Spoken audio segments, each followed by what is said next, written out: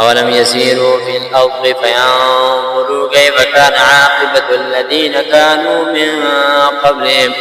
كانوا أشد منهم قوة وآثارا في الأرض فأخذهم الله بذنوبهم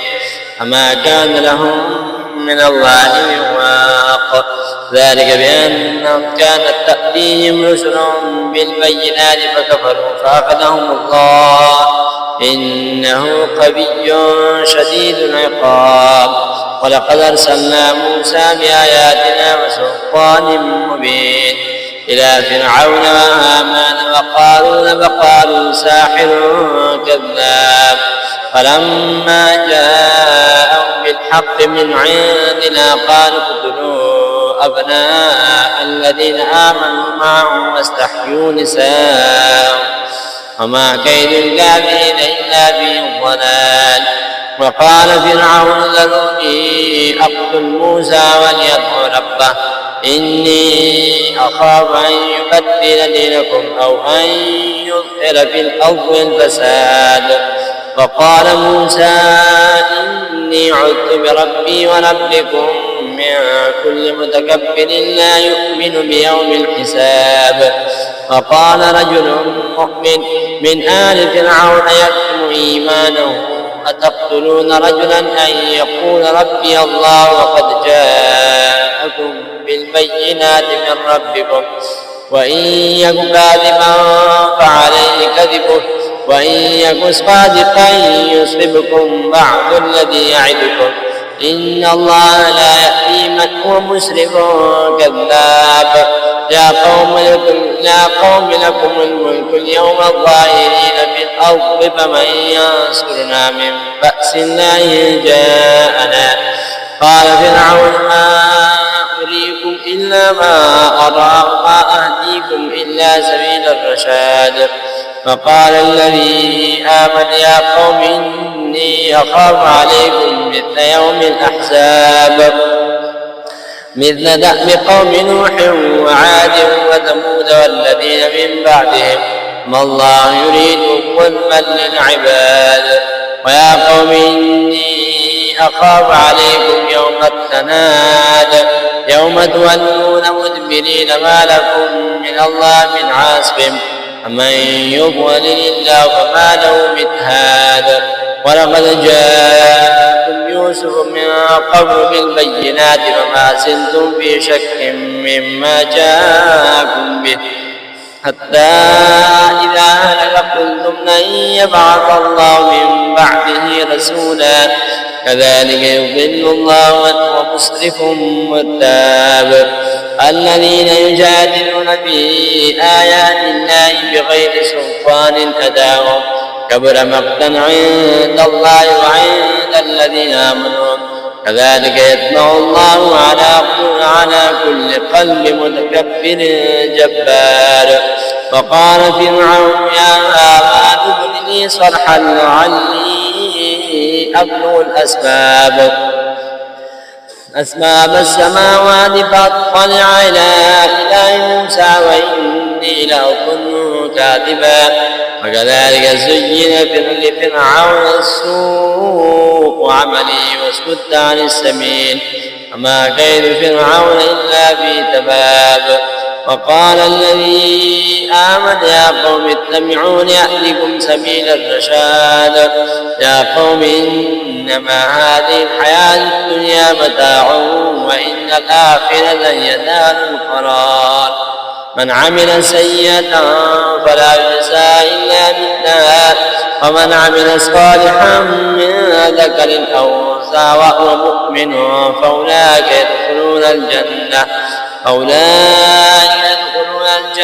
يرزقون فيها بغير حساب فيا قوم ما لي أدعوكم إلى النجاة وتدعونني إلى النار تدعونني لأكفر بالله وأشرك به ما ليس لي به علم وأنا أدعوكم إلى العزيز الغفار لا جرم أن ما تدعونني إليه ليس له دعوة في الدنيا ولا في الآخرة وأن مردنا إلى الله وأن المسلمين هم أصحاب النار ستذكرون ما أقول لكم وأفوض أمري إلى الله إن إن الله بصير بالعباد. ووقاه الله سيئات ما مكروا وحاق بآل فرعون سوء العذاب النار يعرضون عليها غدوا وعشيا ويوم تقوم الساعة وادخلوا آل فرعون أشد العذاب. وإذ يتحاجون في النار فيقول الضعفاء للذين استكبروا إنا كنا لكم تبعا فهل أنتم مغنون عنا نصيبا من النار. قال الذين استكبروا إنا كنا بها إن الله قد حكم بين العباد. وقال الذين في النار لخزنة جهنم ادعوا ربكم يخفف عنا يوما من العذاب. قالوا أولم تك تأتيكم رسلكم بالبينات قالوا بلى قالوا فادعوا ما دعاء الكافرين إلا في ضلال. إنا لننصر رسلنا والذين آمنوا في الحياة الدنيا ويوم يقوم الأشهاد يوم لا ينفع الظالمين معذرتهم ولهم اللعنة ولهم سوء الدار.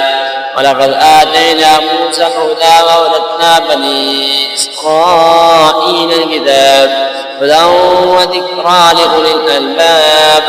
فاصبر إن وعد الله حق واستغفر لذنبك وسبح بحمد ربك بالعشي والإبكار. إن الذين يجادلون في آيات الله بغير سلطان أتاهم في صدورهم إلا كبر ما هم ببالغه فاستعذ بالله إنه هو السميع البصير. لخلق السماوات والأرض أكبر من خلق الناس ولكن أكثر الناس لا يعلمون. وما يستوي الأعمى والبصير والذين آمنوا وعملوا الصالحات ولا المسيء قليلا ما تتذكرون. إن الساعة آتية لا ريب فيها ولكن أكثر الناس لا يؤمنون. وقال ربكم ادعوني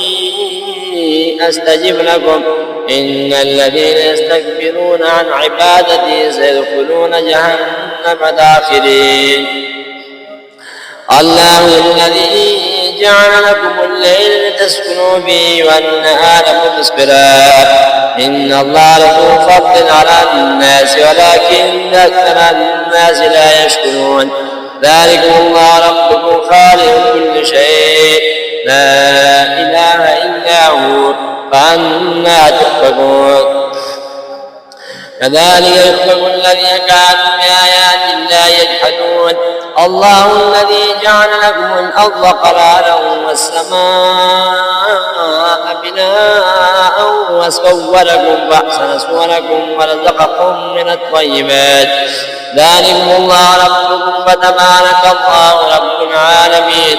والحي لا إله إلا هو فادعوه مخلصين له الدين الحمد لله رب العالمين. قل إني نريد أن أعبد الذين تدعون من دون الله لما جاءني البينات من ربي أمرت أن أسلم لرب العالمين. هو الذي خلقكم من تراب ثم من نطفة ثم من علقة